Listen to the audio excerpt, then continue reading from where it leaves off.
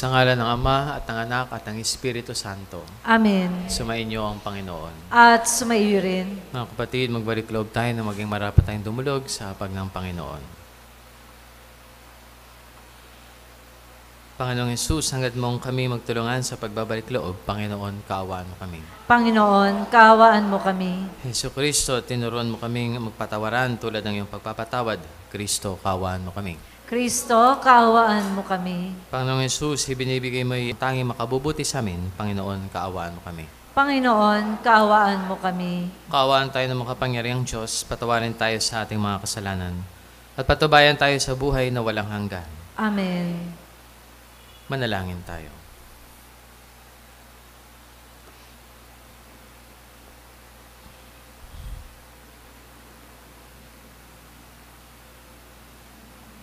Ama namin makapangyarihan, ikaw ang lumikha at tagapamahala ng tanang umiiral. Tungin mo kami upang ang iyong away aming maranasan at ipagkalubong ikaw ay aming wagas na mapaglingkuran. Sa pamamagitan ni Jesucristo kasama ng Espiritu Santo magpasa walang hanggan. Amen. Tayo po ngayon ay nasa bahagi ng liturya ng salita ng Diyos.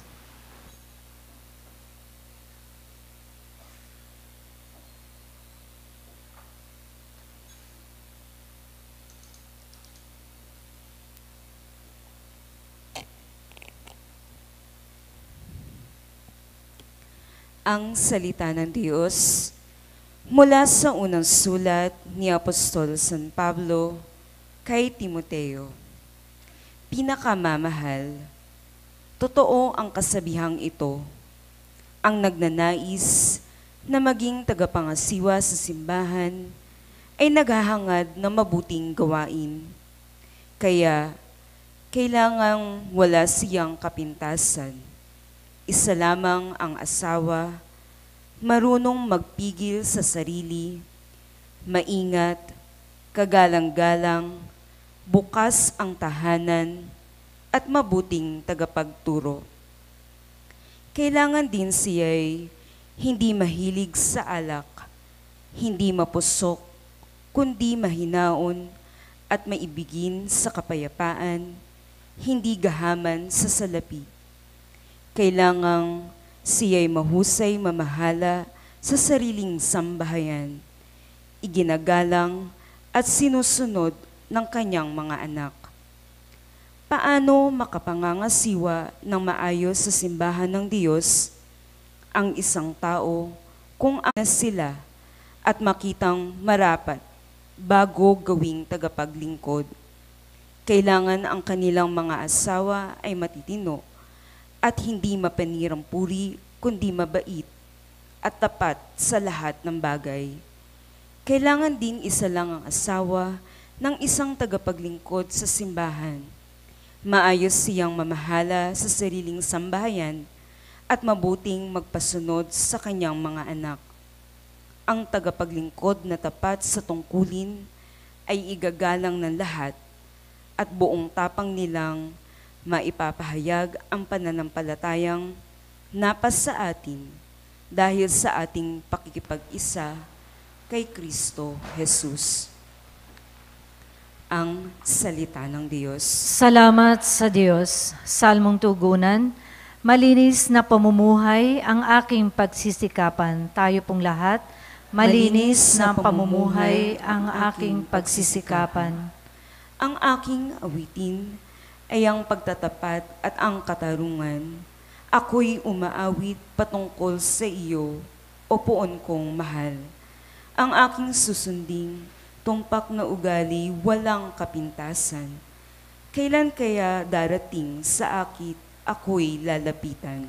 Malinis na pamumuhay ang aking pagsisikapan.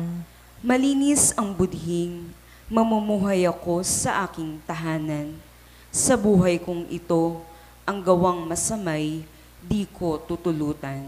Malinis na pamumuhay ang aking pagsisikapan. Siyang naninira ng kanyang kapway, aking wawasakin. Di ko papayagan ang mapagmalaking hambog kong tumingin. Malinis na pamumuhay ang aking pagsisikapan. Ang lahat ng taong nagtatapat sa Diyos, ako ay kaisa.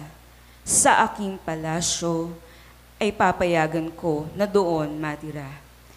Kung tunay na tapat ay tutulutan ko na maglingkod sila. Malinis na pamumuhay ang aking pagsisikapan. Tayo po ay magbigay galang sa mabuting balita ng Panginoon.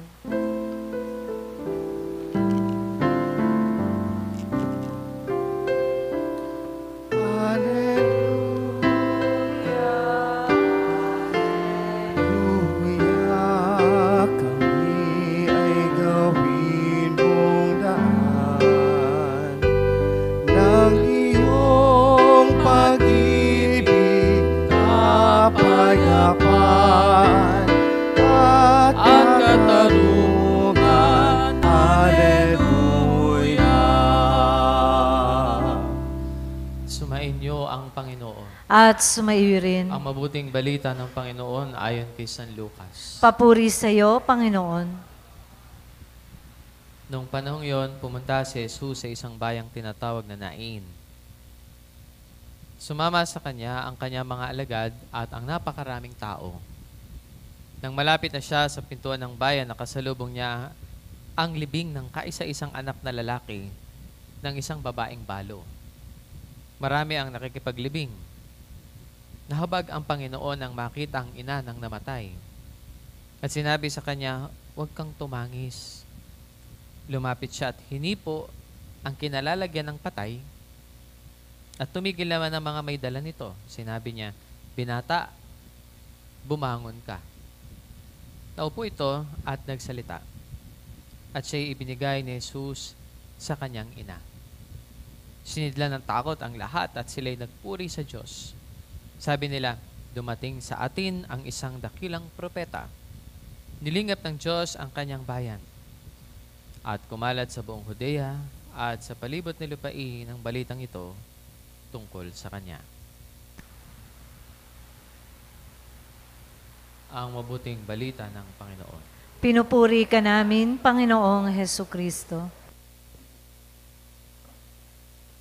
Matapos ang himala ng pagpapagaling ni Jesus sa alipin ng senturyon, ang ebanghelyo kahapon, ay isa na namang pagpapagaling pero higit na kapangyarihan ng mamamalas natin sa Panginoon sapagkat hindi nagmula sa karamdaman ang kanyang pinagaling kundi sa kamatayan.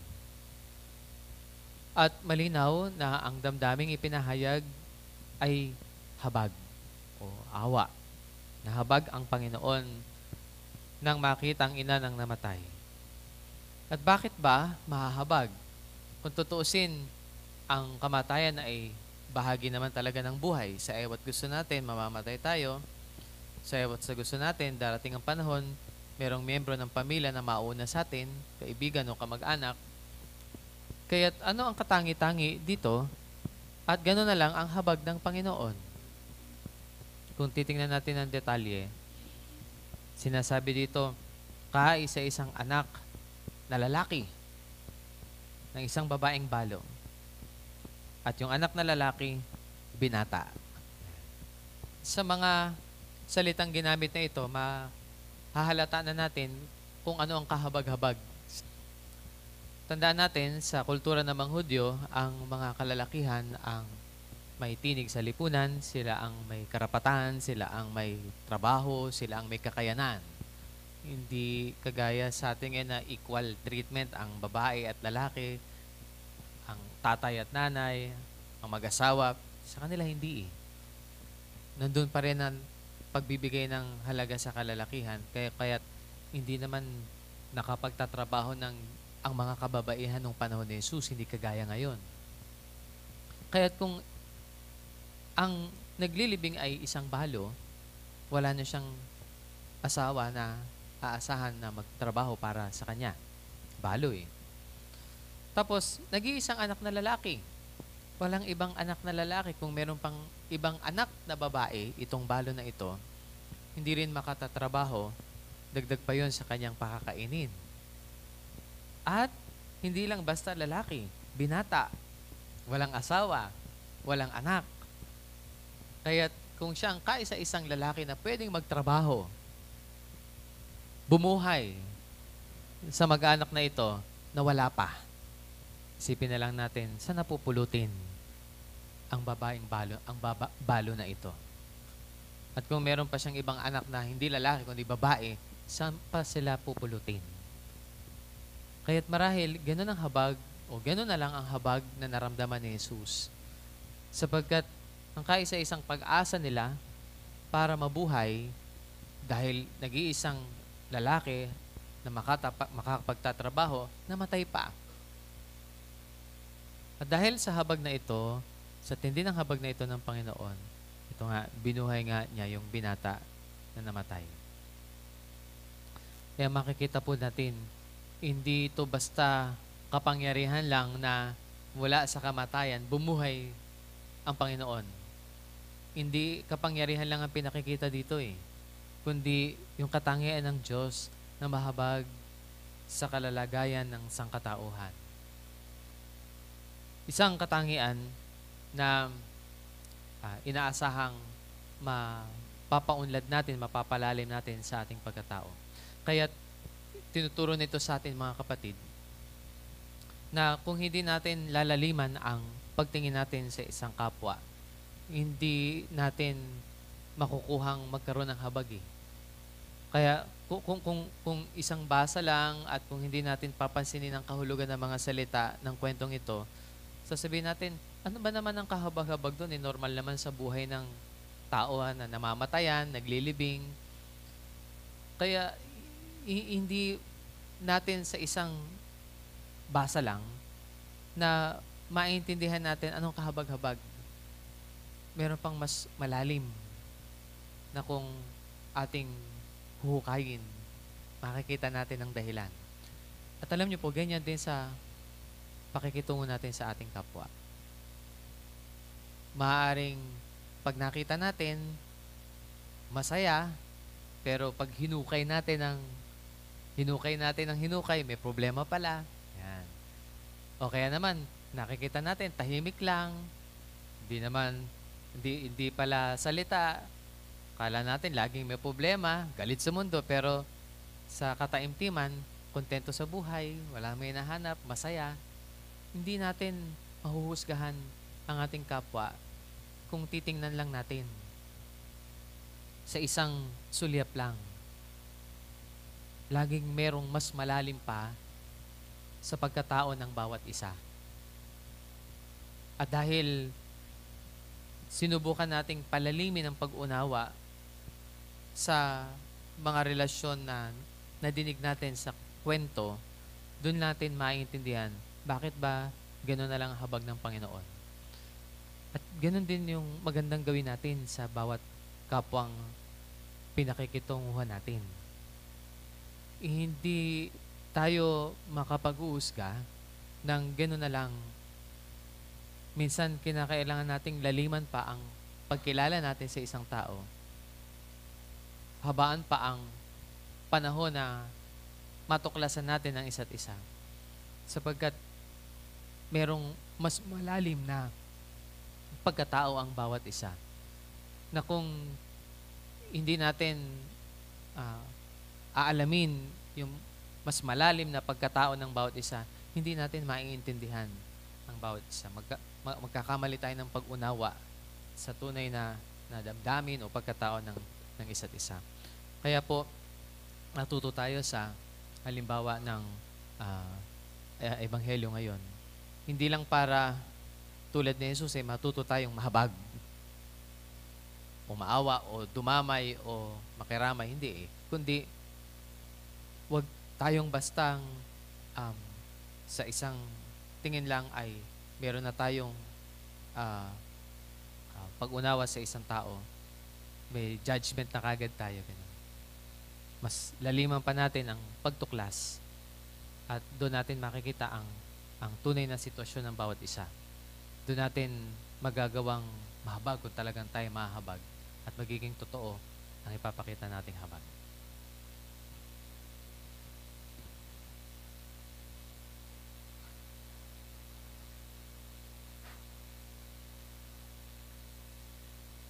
Gumawa ng mga himala si Jesus upang ipakita ang kanyang banal na habag at kapangyarihan. Puno ng pagkamangha sa ganitong mga kahangahangang bagay, Manalangin tayo sa Ama na nagsugo sa ating tagapagligtas. Ang ating itugon, Panginoon, dinggin mo ang aming panalangin. Panginoon, dinggin mo ang aming panalangin.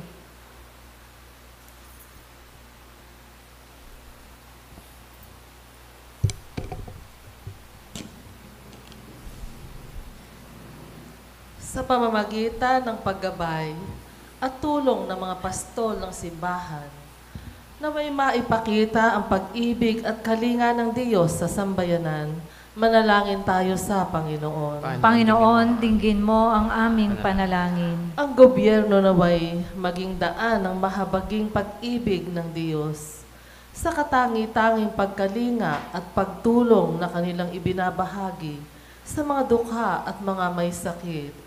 Manalangin tayo sa Panginoon. Panginoon, dinggin mo ang aming panalangin. Yung mga nagdurusa sa pagkawala ng kanilang mahal sa buhay, naway muling sumampalataya sa buhay sa tulong ng Diyos, manalangin tayo sa Panginoon. Panginoon, dinggin mo ang aming panalangin. Ang mga may sakit, katulad ng anak ng balo, naway makadama ng mapagpagaling na kamay ni Jesus, manalangin tayo sa Panginoon. Panginoon, dinggin mo ang aming panalangin. Ang mga tapat na yumao, naway muling ibangon sa kaganapan ng buhay sa presensya ng Diyos, manalangin tayo sa Panginoon. Panginoon, dinggin mo ang aming panalangin. Ama, paggabayan mo kami upang aming mahipo ang mga may pusong wasak at matulungan silang madama ang iyong anak na dumito sa amin sa pamamagitan ni Kristo na aming Panginoon. Amen. Nasa bahagi na po tayo ng pagdiriwang ng liturya ng Eucharistia.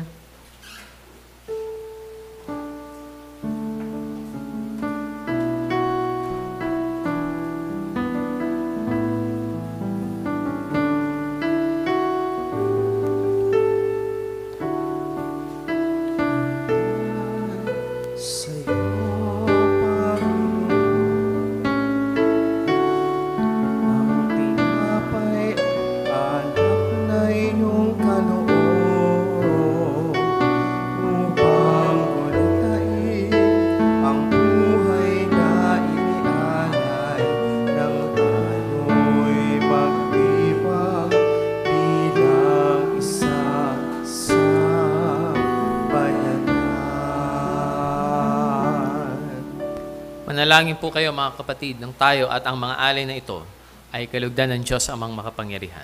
Tanggapin nawa ng Panginoon itong paghahain sa iyong mga kamay, sa kapurihan niya at karangalan, sa ating kapakinabangan at sa buong sambayanan niyang banal. Ama naming lumikha, gumaawain mong dinggin ang aming mga pithaya at paunlakan mo ang paghahaing aming inihanda upang ang mga handog ng bawat isa nagbigay para sambahin ang banal mong ngalan ay magkamit ng karagdagan mong kasiyahan. Sa pamamagitan ni Jesucristo kasama ng Espiritu Santo, magpasa walang hanggan. Amen. Sumainyo ang Panginoon. At sumaiyo rin. Taas sa Diyos ang inyong puso't diwa. Tinaas na namin sa Panginoon. Pasalamatan natin ang Panginoong ating Diyos. Marapat na siya ay pasalamatan. Ama namin makapangyarihan, tunay ngang marapat na ikaw ay aming pasalamatan. Pinagbibigyan mong ito ay aming ihayag kahit na ito'y walang anumang maidaragdag sa kadakilang sa iyo ay likas. Sa pagpupuri namin na nakikinabang ay kami ring iyong pinakikiharapan sa pamamagitan ng iyong anak na minamahal. Kaya kaisa ng mga anghel na nagsisiawit ng papuri sa iyo nang walang humpay sa kalangitan, kami ay nagbubuni sa iyong kadakilaan.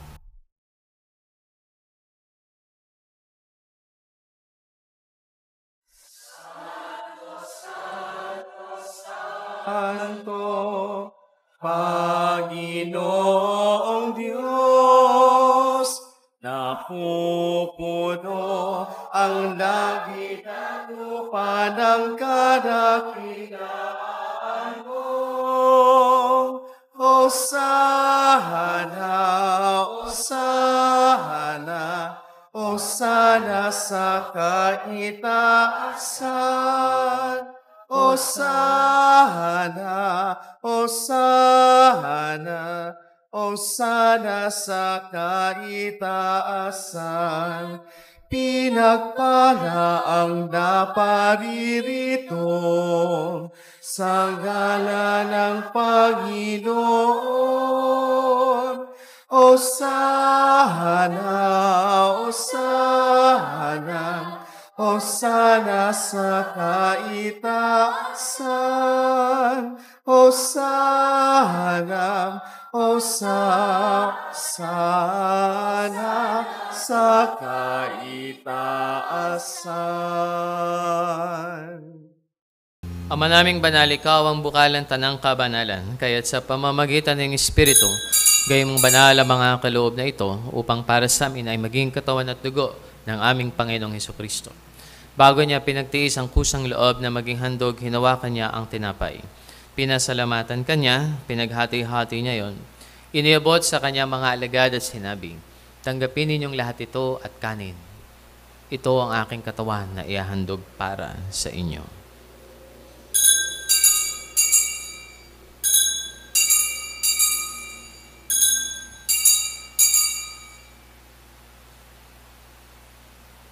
Gayun din naman, nung matapos ang hapunan, ninawakan niyang kalis, muli kanyang pinasalamatan.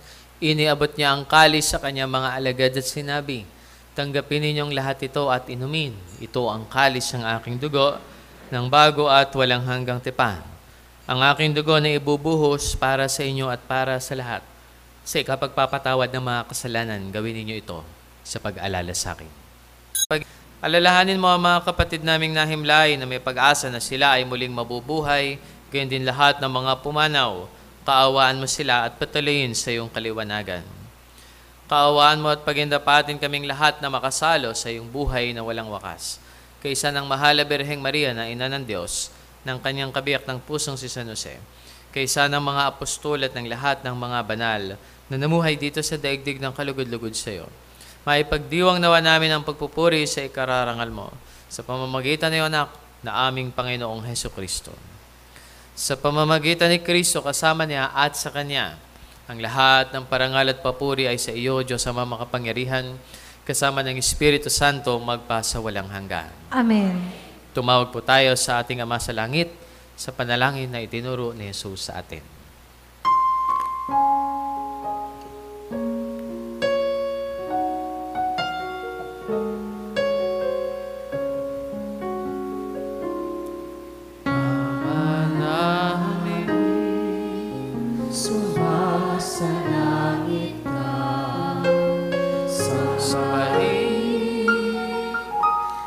Pangalan mo,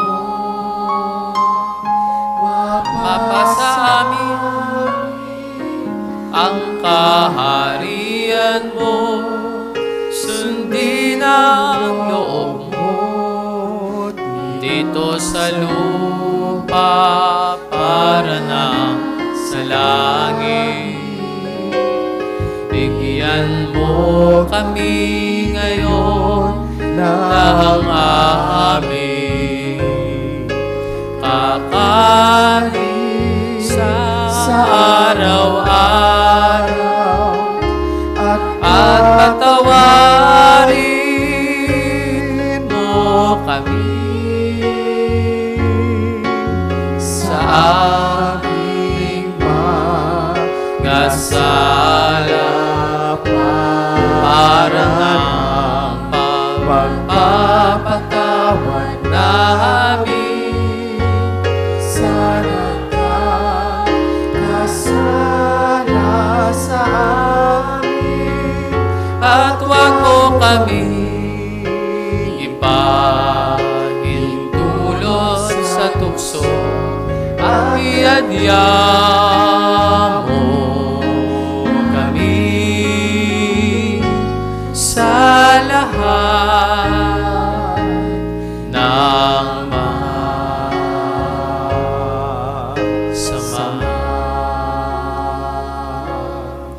Hinihiling namin kami adya sa lahat ng masama, pagkalooban ng kapayapaan araw-araw, iligtas sa kasalanan at ilayo sa lahat ng kapahamakan, habang hinihintay ang dakilang araw ng pagpapahayag ng tagapagligtas naming si Hesukristo.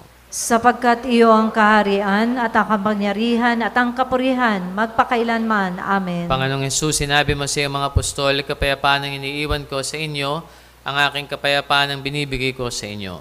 Tungayan mo ang aming pananampalataya at huwag ang aming pagkakasala. Pagkalooban mo kami ng kapayapaan at pagkakaisa ayon sa iyong kalooban. kasama ng Espiritu Santo magpasa walang hanggan. Amen. Ang kapayapaan ng Panginoon ay laging sumainyo. At sumaiyo rin. Bahagi po sa bawat isa ang kapayapaan. Kordero ng Diyos na nag-aalis ng mga kasalanan ng sanlibutan, maawa ka sa amin. Kordero ng Diyos na nag-aalis ng mga kasalanan ng sanlibutan, maawa ka sa amin. Kordero ng Diyos na nag-aalis ng mga kasalanan ng sanlibutan, ipagkaloob mo sa amin ang kapayapaan. Ito ang kordero ng Diyos, ito ang nag-aalis ng mga kasalanan ng sanlibutan, mapalating tatanggap at nananalig sa Kanya. Panginoon, Panginoon, hindi ako karapat-dapat karapat-dapat na magpatuloy sa iyo, ngunit sa isang salita mo lamang ay gagaling na ako.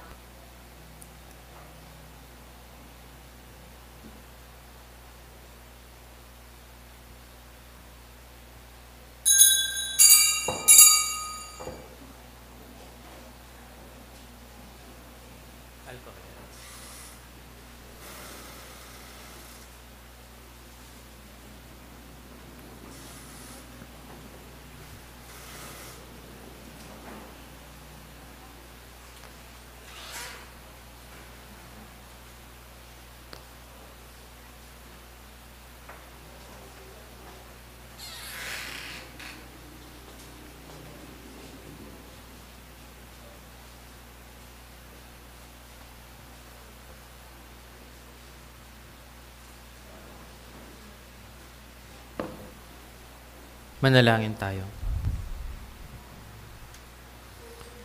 Ama naming mapagmahal, ang aming kalooban naway pagharian ng aming tinanggap na pakikinabang, upang wag ang diwa namin ang umiral, kundi ang bunga ng pagdiriwang ang laging mamayani sa amin. Sa pamamagitan ni Jesucristo kasama ng Espiritu Santo, magpasa walang hanggan. Amen. Sumainyo ang Panginoon, At sumaiyo rin. at pagpalain nawa kayong lahat, at ingatan ng ating mapagmahal na Diyos, Ama at Anak at Espiritu Santo. Amen. Humayo kayong taglay ang kapayapaan ni Kristo. Salamat sa Diyos.